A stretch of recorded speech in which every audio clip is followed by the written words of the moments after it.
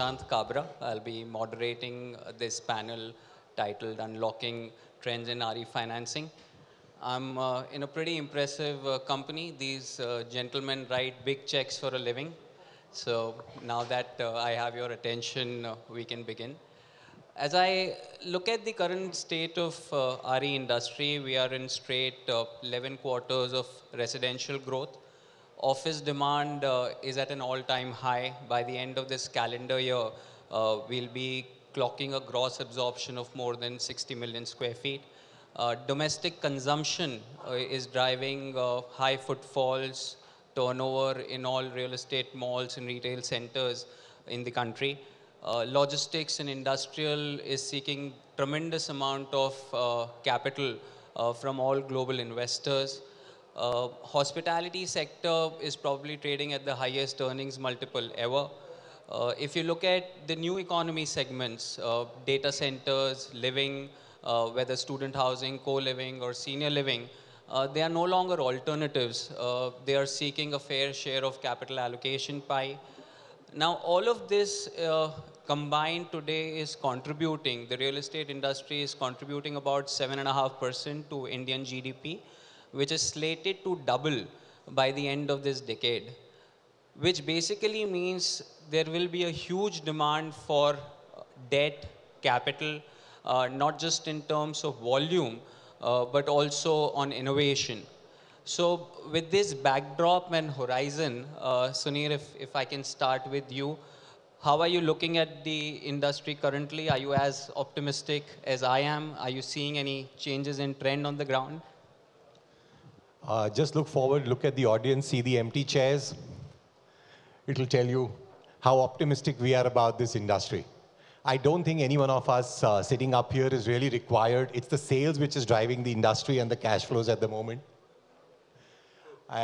Optimism continues, I think, on a more serious note, from our perspective, where we are placed as an economy today, I think over the next 8 to 10 years, if the India story is to actually play out the way we've envisaged it, it will also lead to more job creation, and that will lead to more demand for housing. Also nuclearization of families, right? And the need for people for space has also meant that there's more and more upgrades. So today we hear stories like a 3 BHK sells better than a 2 BHK. So all that will actually mean we are quite positive. And while we are willing to cut checks, I don't know if there are too many people who are willing to accept checks at the moment. Manmeet, what are you seeing? Yeah, hi. No, first of all, thanks to NAREDCO to have me here, and good afternoon to everyone. So I think from our perspective, we clearly seeing, each facet or subsector of real estate doing quite well. Our short to medium term view is that this is going to continue to do well. It's really hard to predict as to what's going to happen in the long term. But clearly, as in, I would think we all know that, and we've seen that over the last few cycles, that real estate is also tied into what happens with the Indian economy, as well as probably now it's got to some extent decoupled given the amount of domestic cash flow that are being generated. But previously, as in there was, if the US sneezed, India did have an impact. We're seeing a bit of a difference this time around.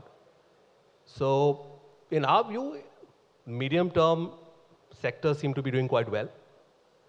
Our view is that affordable housing, housing in particular, each particular market will do well. I think there's a lot of work being done by developers to basically go in the higher end segment. So that at some point of time could basically see a bit of catch up being played. But in particular, the other sectors seem to be doing quite strong. If I have to put it in a subtle manner, I think the smart developers, the developers who have access to capital probably have not had an opportunity like they've had this time around to actually catapult and grow into multi-billion-dollar companies. Right? So effectively, if someone is able to get a particular segment right, and it could be a developer from Bombay or someone from NCR or someone from Bangalore, get a particular segment right, have a niche in that market, grow in that particular segment, be an expert. The thesis is that they can actually grow multifold from here on.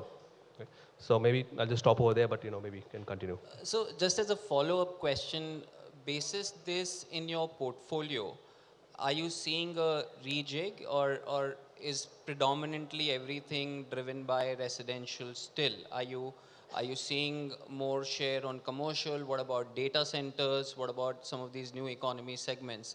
Where is your focus and is your portfolio overall changing from an allocation point of view? Yeah. So given how residential is, residential is to some extent, financed also by cash flows of the project. You don't see residential debt being that large a portion when you particularly do a deal. Commercial office, given bulk of commercial office, barring Bombay, is to lease. You see large deals in commercial office. So effectively, we still continue to see our largest deals on commercial office. We're seeing a lot of more deals on data centers right now. And when I say deals, deals to the extent of $200 million of financing, where developers are putting about $150 million of equity. So those are large deals that we're seeing. Commercial office as well, pretty much in those brackets.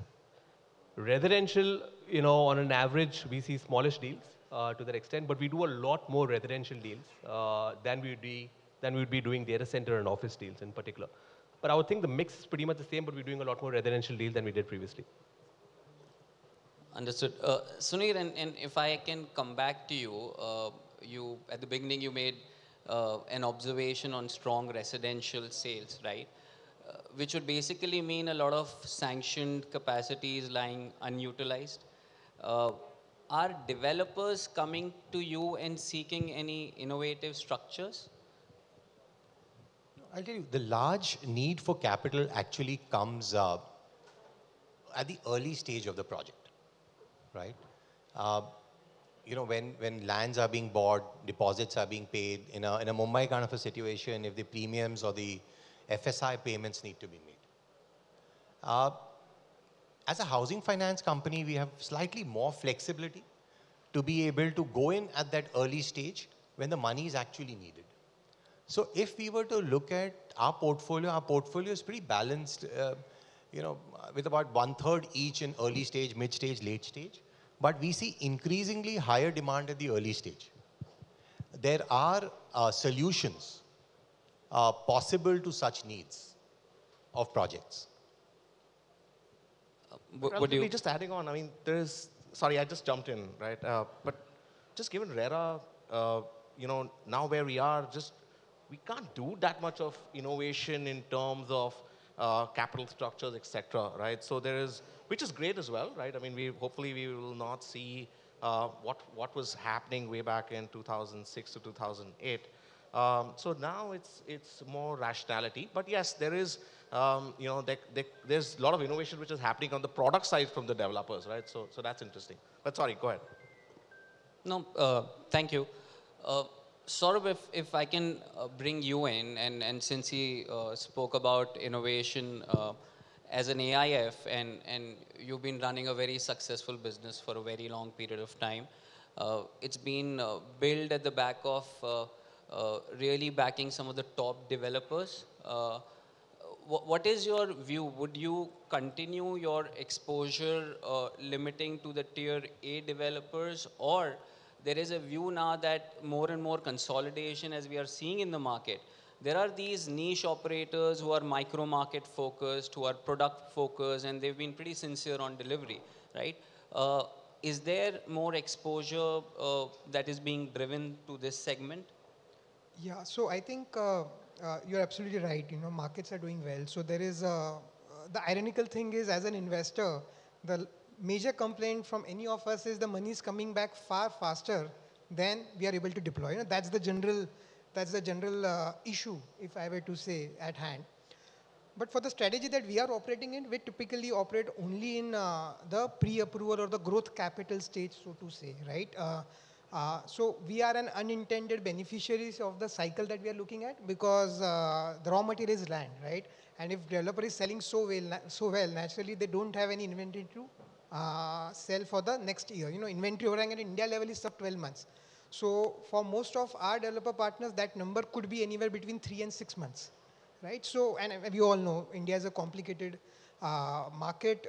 If you want to launch something today, you should have bought land probably 12 to 18 months earlier, right? So there's a very healthy deal flow for land acquisitions, pre-approval financing, structured lending, approval financing. So we actually are seeing a very high quality deal flow, not only from a perspective that it's coming from very strong credit-worthy borrowers, but also from a perspective that the balance sheets of these people are significantly different from the situation they were in probably 3 years back, right?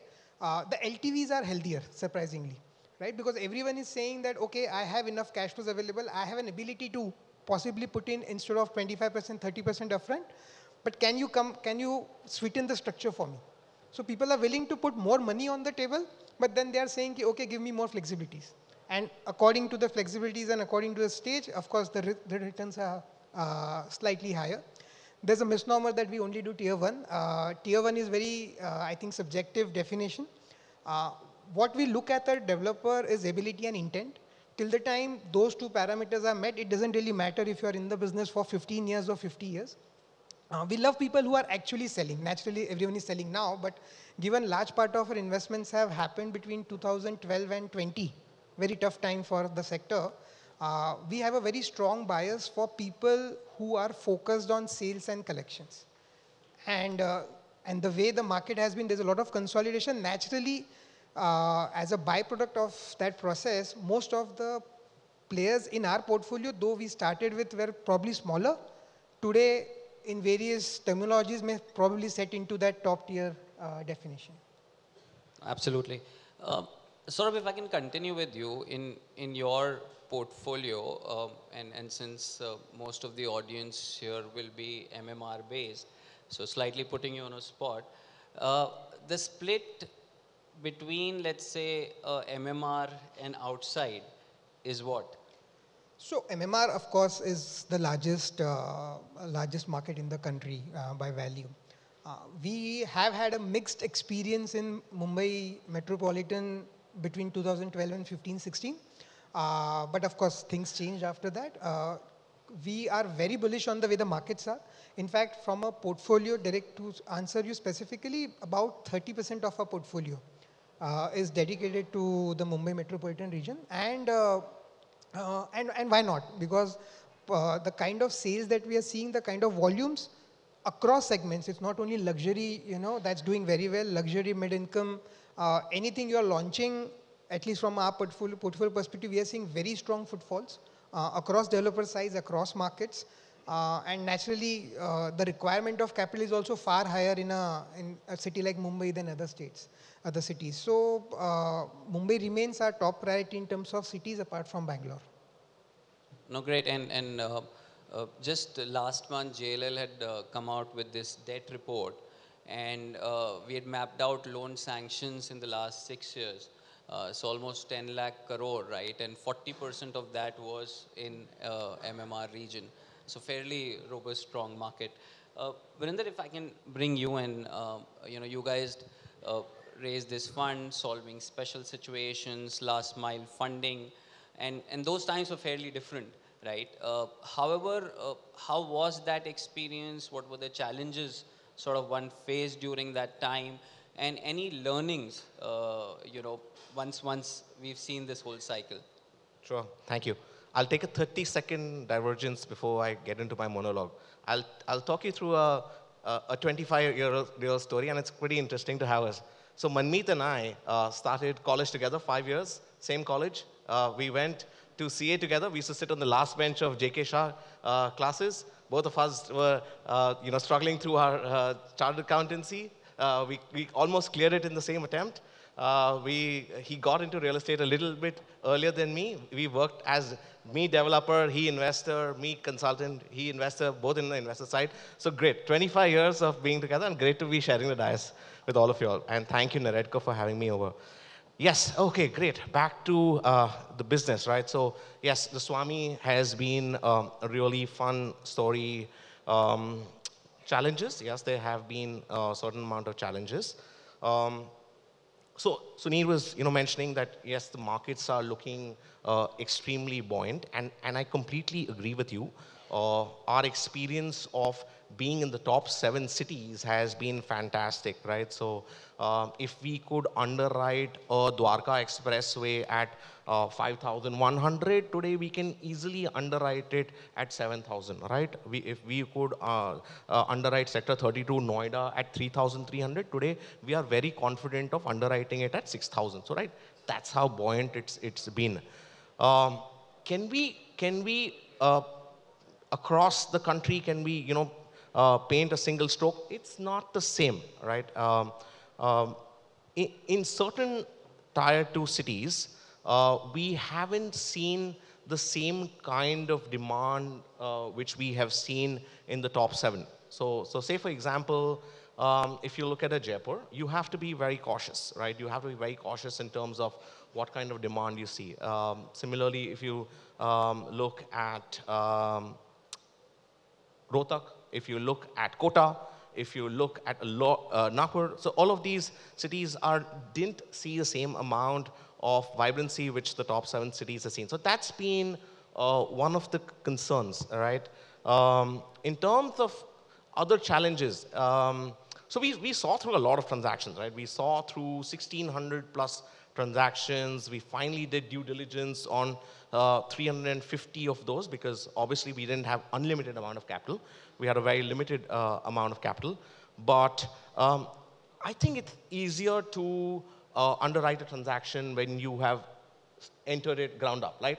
Like Motilal Oswal do. You enter typically at where the land acquisition is happening, ride it through with the developer, and get an exit, right? When you are entering somewhere in the middle, there's a lot of history attached to it. When we entered, we also had the issue that a lot of developers had, because of the difficult times, had lost their teams. So doing the due diligence on those kind of numbers was very difficult. But consultants were really helpful. All of them really dived into the books and got us as much as information as we could get. Through along, there are in India. There are, we can keep saying, but there are certain regulatory challenges, right? Because we are still emerging, right? So we would have, SEBI come out with certain changes, which ensures that, because of which you can't have certain investment committees going, right? You could have a RBI coming in with a certain change, which makes investments a little difficult. So these are things we've seen along the way. We also saw the Russia-Ukraine spike, right, in terms of commodity cycle, and that point in time, if we had to completely underwrite projects at those kind of prices, it would have been really challenging. So thank God, prices have cooled off. But these are some of the challenges that we've seen along the way. Thank you. Sunil, if I can come back to you, banks, NBFCs have to operate within a regulatory framework, right? So appetite for risk may generally be slightly lower. In your experience, have you seen, because of that forbearance, are there any compelling opportunities that one feels one is missing out on? And to, for instance, as an example, most of MMR today is getting developed under redevelopment schemes, right? Are there such projects, which is backed by a quality developer with great execution track record, great location, that you're willing to participate on? Nishant, it's a misnomer that a project cannot be financed by any one of us on the stage. I think, and Manmeet can probably echo this, Saurabh's of course an expert at it.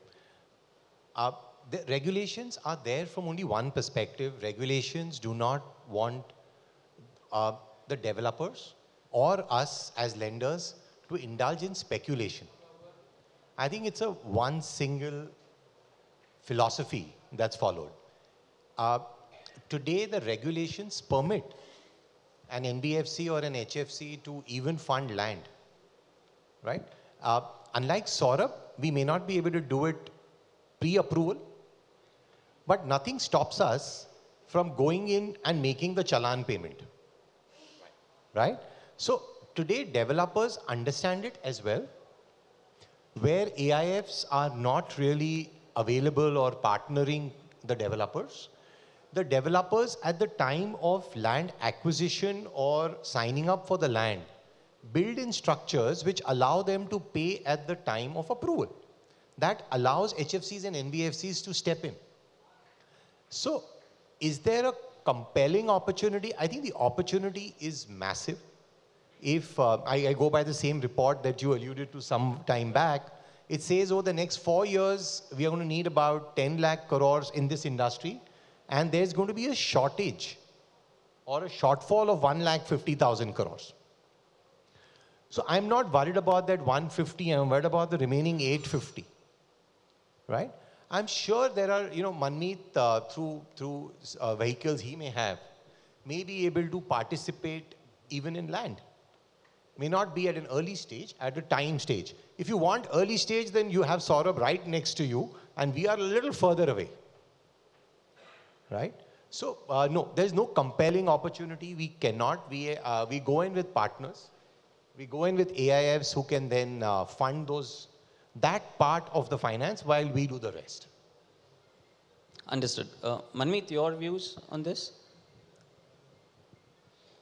So in my view, I think real estate developers, if you look at the last decade vis-a-vis now, right, you have a lot more developers that are actually coming into the ambit of the financing network, be it the AIFs, be it the FPIs, be it the banks, be it the NBFCs, be it the HFCs, right? So I think that ambit with the level of corporate governance that has stepped in, either be it RERA or developers that learn from their mistakes is only increasing right now. So more developers are actually coming into the fray, so there's more institutional capital being allocated towards them, right? And if the market continues to grow in this particular manner, which seems to be it has the legs, you will see more developers getting financing, right? Now, effectively, each city probably might have, say, 30 more developers getting access to financing on an annual basis, depending on how corporate governance works. But in my view, if developers start being absolutely transparent, right, the chances of a financial institution actually going to them and saying that, okay, let's start to work together is a lot higher. Right? And a very simple example, right? You look at the last decade, you look at real estate developers that were listed, you go through any of the investor presentations, they were opaque, they were not transparent, and they were complicated. Right? It's hard to figure out when you look at their numbers as to what are they actually selling, what is real sales, what is real leasing, what are cancellations that are happening. Right? I'll give an example of a situation where post-COVID, we had a lot of developers in 2020, 2021 actually stating cancellations, right? A lot of cancellations happened in the annual reports. Now, that just means that a lot of sales that happened pre-COVID were getting cancelled. So effectively, if you have a higher level of transparency, you will have financial institutions wanting to do business with you. Right? Banks are here looking for more clients, right? We on an annual basis are looking to do more clients than we did earlier. Right? Likewise, everyone else on the dais. So I think the opportunity is there, right? If we see that, if we see more transparency, you will see more financing coming towards the sector. And I also think the regulator would prefer financial institutions also participating, right? Because, I mean, you look at the SRA right now, right? If you need to put in 2 years of rent upfront, right? That's a pretty heavy intensive cost, which is almost like the land cost which you're putting in, right? Similarly, you start looking at fungible premiums, MARA premiums, the premiums itself in Mumbai are quite big. And I'm sure, developers would appreciate the participation from financial institutions. No, sure. Thank you. So, Sunir, Manmeet again, so while a friend here is solving an early stage problem, right? Is there acceptance to live with these AIFs as co-partners, right? When you're underwriting projects for CF, let's say on a pari passu basis, and wouldn't that then help overall bring the cost of the project down and make it more competitive? So is there such opportunity? So that's an interesting question. So I think the opportunity is surely there. The fact of the matter is that today when a land is financed, it's probably financed at a 70-75% LTV. So for a CF lender to come in, right, where there's already so much debt sitting in, whereas IBC in effect doesn't give clarity to senior, junior and various structures, kind of complicates things. But can there be the chance of this actually evolving into a structure which is a permanent source of capital where an AIF comes in on day zero and a bank comes in for construction finance? I don't think it will be a permanent source because that doesn't happen globally, right? Globally, what happens is a construction finance lender would come in, once the approvals come in, and they would take out the AIF lender and then sit on the whole stack of financing. So that's probably what is likely to happen. But would there be the odd instances of an AIF lender and a construction finance lender being there? Clearly, you would see that happen. Thanks. Sunil? No, so I agree. If it's a debt equity game, right? If 25% of the land is gone in from the developer and 75%, which is now 3:1 debt equity, has already been done, and we know of cases where people do 4:1, 5:1 kind of debt equity, then it becomes very difficult for any other lender to go in and participate. Does it happen? It does. But it's far and few. Right? But the opportunity is if an AIF who's gone in early stage pre-approval, right, is willing to be taken out at some point in time when the project has approvals, has commenced, which allows them to go in the project at an early stage, and it allows an HFC or an NBFC to come and replace. Right? That opportunity exists. And we see a lot more of that than of coexistence. Though there are opportunities, I think in 1 in 5 probably we coexist. In the other 4 we take them out. Noted. Saurabh, your experience on this? Yeah, so that's the problem, right? The moment the developer goes to any NBFC or a private bank and they say, okay, we need construction finance, and the risk I run is, Sunil will pull me out. कि ठीक है आप जाइए मैं सब कर देता हूँ. So that's the funny part, but yes, see the structure of an NBFC or a bank is fully regulated, right? So they need to have so many compliances and risks mitigation measures and reportings, right? So it gets complicated there, and fair enough because they are so much regulated. I think our business model is such that when we underwrite, we ensure that, for the first year or so, whatever working capital is needed is something that we only provide ourselves, right? And if after that there is still requirement as per our underwriting, definitely on day one itself, we have our friends in industry. It's as much as regulations, as much as the inter-se lender comfort. So once we are able to work with, let's say, an SCB or a Tata Capital, probably chances are high that second time also will work together, right? But yes, the instances are far and few. Most often we would be taken out by the incoming lender. Also sales are helping, right? So many a times, in fact, almost 4 out of 10 times, we have been taken out purely from the sales collections if we have funded a larger project, right? So that trend is also there. And we are also learning and evolving. So what we have started doing is, if we are very fascinated with the developer partner, right, and we want to work with him, and we have worked on so many transactions together, we are very flexible in setting up structures which he would otherwise not get, right? And of course, it comes at a certain premium in terms of cost. But that is one we are doing. Second, what we are trying to also set up is do multi-asset level platforms with the same set of developers, right? So it helps him because he kind of is assured of a war chest in terms of capital to acquire land. At the same time, for me, it becomes easier that I don't have to keep deep diving and figuring out which is my next investment partner, right? So that model is working well for us.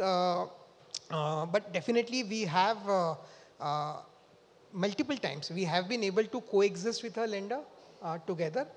Naturally, the commercials could vary, the structures could vary, they will come cheaper, so naturally they'll expect some kind of seniority. But with each passing day, as Sunir said, it's getting complicated. No, right. And Saurabh, if I can continue with you. So as an AIF, you provide great amount of flexibility.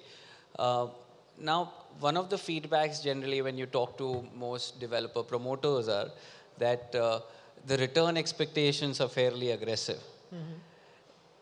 What needs to occur or happen for this solution that you're providing to be sort of becoming more competitive in nature? See, I'll tell you, it's actually a misunderstanding that, expensive capital or so-called expensive capital doesn't work. See, it's a free market, right? So if you want to, let's assume, borrow capital for plain Jane construction finance, there's a certain range that most players operate in. If you want certain kind of flexibility in end use, then there's certain range where enough capital is available. Same way, if you want your investor partners to take a certain amount of risk, and genuinely the risk is significantly different if you are coming pre-approval versus post-approval, right? There's a certain amount of premium. What we have seen in our experience is developers who have focused on multiple of capital and not necessarily on IRR when they're trying to look at their capital stack have generally been able to grow very fast, right? So if you have a capital at, let's say, 18% and it stays with you in a fund, in a project life of 5 years for 5 years, then of course there will be challenges. But if you are able to churn that capital probably within 12 to 24 months, depending on how quickly you are able to efficiently you are able to get approvals and launch, that is how you can get capital. If I were to divide the project probably in 3 phases, where you need capital for approvals and acquisition, then capital for takeover, and then capital for, let's say, CF or last mile end use kind of stuff, not special situations. You can, a developer with decent pedigree can definitely borrow between 16 to 18% for land, probably 14 to 16% for takeover come CF, and probably 10 to 12% for pure CF and last mile kind of stuff. So if a developer is able to time this well, the average cost of borrowing for the developer should settle somewhere between 14-15%, right? Which is a cost of capital for any business in the country, right? So the key is, how long are you using expensive capital? And the only solution for that is bringing efficiency in business. Now, for efficiency for a developer definitely is efficiency in approvals and efficiency in sales, and of course in collection. So if a developer is able to manage that well, we have seen so many use cases of this concept that most of our developer partners, where we would have done between 5 to 35 transactions, have all grown on growth capital. It's called growth capital for a reason, right? So I think that becomes the key. I doubt that cost of capital for that end use is going to come down. I doubt that. And the other problem, that further complicates things is, probably in India, my estimate is about $10 billion of land comes under development in top 8 cities every year, very, very broadly. Of which, let's assume there is JDAs and historical lands and, which don't need any acquisition cost. Even if I had to assign a number of 30% to such projects, you still need $7 billion every year to fund land and approvals only in top 8 cities. I think not more than $2 billion between real estate AIF and private credit AIF would be getting deployed in the country. So you are not even at 30% of the requirement. Naturally, it's a game of demand and supply. So that cost is not coming down, in my opinion. What we need to change is how we are running the ship. Sorry, just because I've been interacting a lot with the investor side, my views, US interest rate needs to come down, because every international investor we will talk to saying, look, US interest rates, you get, risk-free is so high in the US, why would we want to come to emerging market countries? India's credit rating needs to improve, because they still have a perception of, saying, oh, Indian paper is not as credit valuable in that sense. The stock markets have been so vibrant all over the globe, especially in India. So as long as the stock market, really keeps performing and gives people 20% returns, structured credit, real estate, not that exciting. So a lot of international investors still have a lot of memories of 2006, 2012, 2018. We need to go out there and tell a new story. because those were very early years. We still need to educate a lot of the international investors, saying that regulation has completely changed and markets have completely changed. Just adding 2% on what Saurabh said. No, fair. However, what one is observing with the interest from capital, a lot of Asian, if you look at Japanese, Korean, a lot from Singapore, Middle East, right? And I think one thing is fairly certainly established, that the Indian story is different. One used to face a lot of questions around office as well, right? Now, if you talk to any global investors, they fundamentally believe office in India is different. Retail earlier, nobody used to talk about, look at. I think they've again realized retail in India is very, very different. So I guess there's a fundamental shift, and that is getting recognized as far as global large institutions are concerned. Manmeet, if I can come to you, what are you seeing on, the million-dollar question, the lending rates across asset classes? And is there any prediction on how either they're going to firm up or soften? So your views around that? It's a very topical question.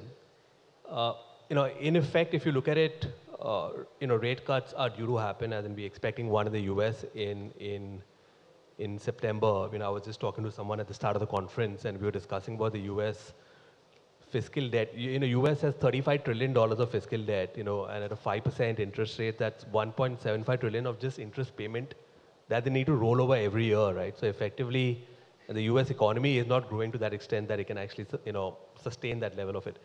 But if you look at interest rates in particular, they are due to soften.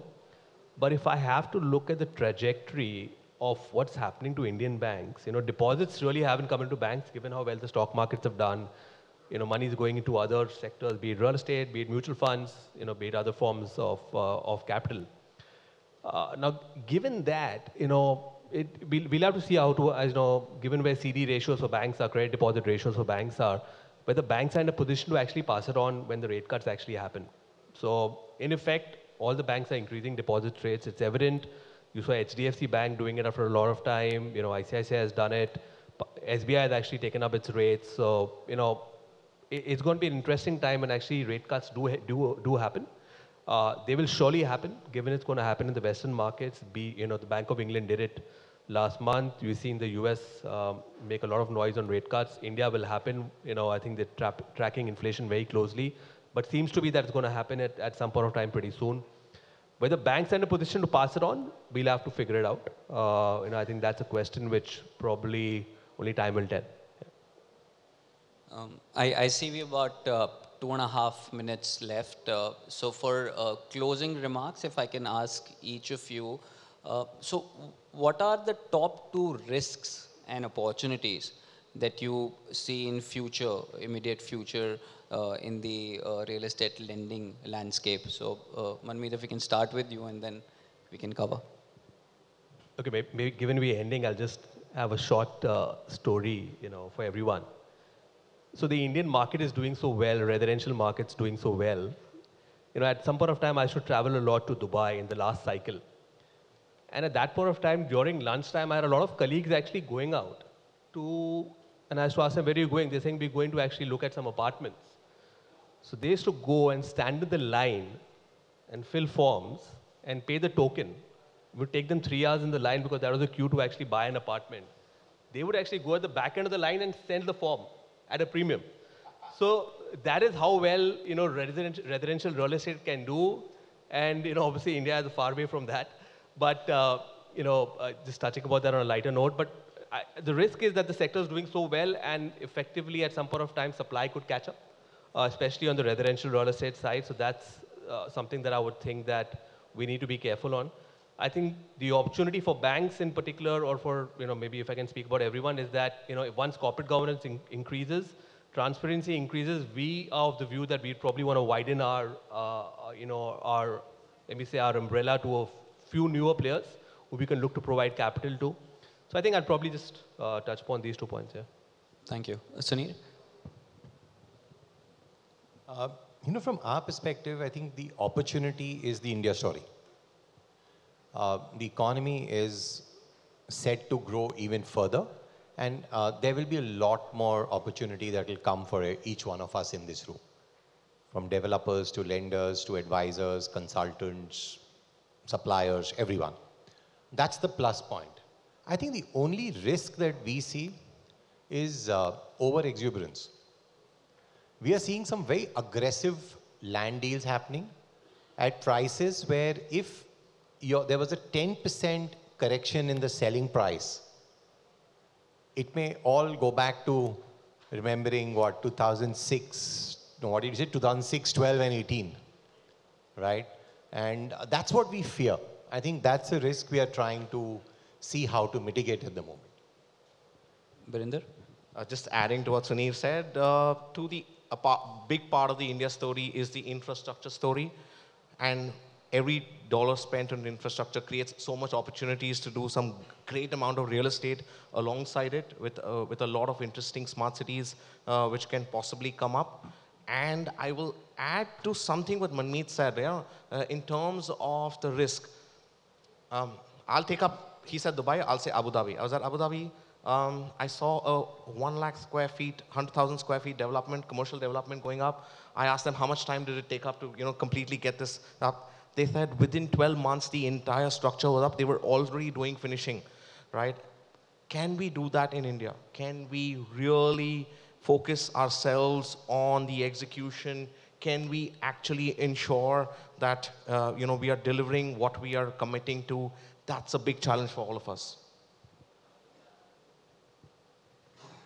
I think on the positive side, one opportunity that really excites us and we have been, breaking our heads around it is a strategy for small offices.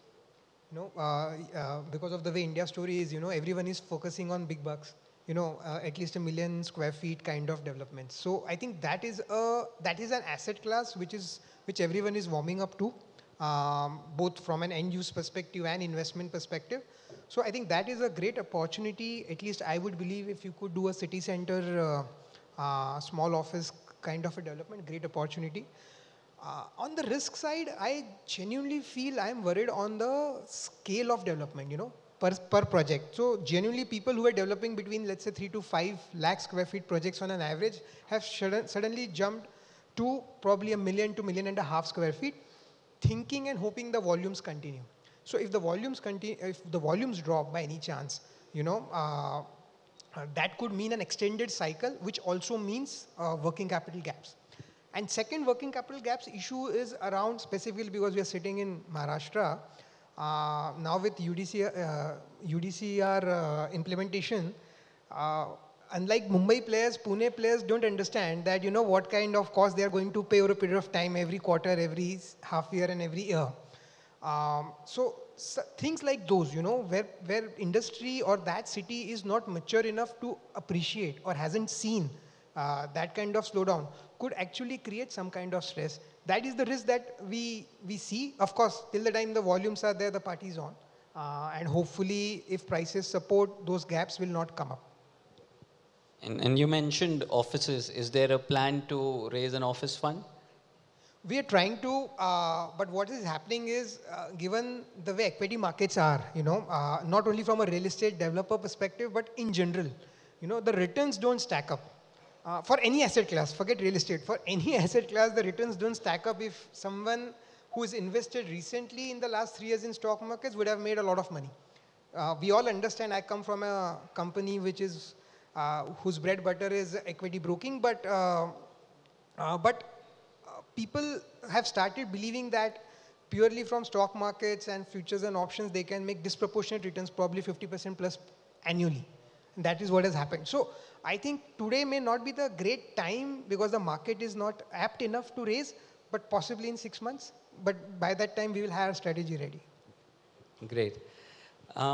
So I've just got this note to end the session, but I've been told I cannot end the session with a real estate question. So I'm going to do another round, and this time if each of you can answer which is your favorite drink. So Manmeet, it's beer or whiskey? I love single malt. Yeah. I love Sunir? I'll go with white wine. Yeah.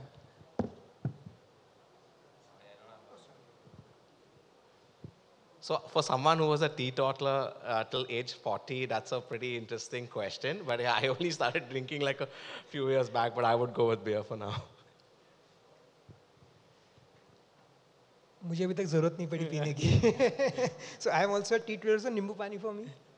So, guys, now all of you know how to break ice with these gentlemen. They are not as serious as they appear.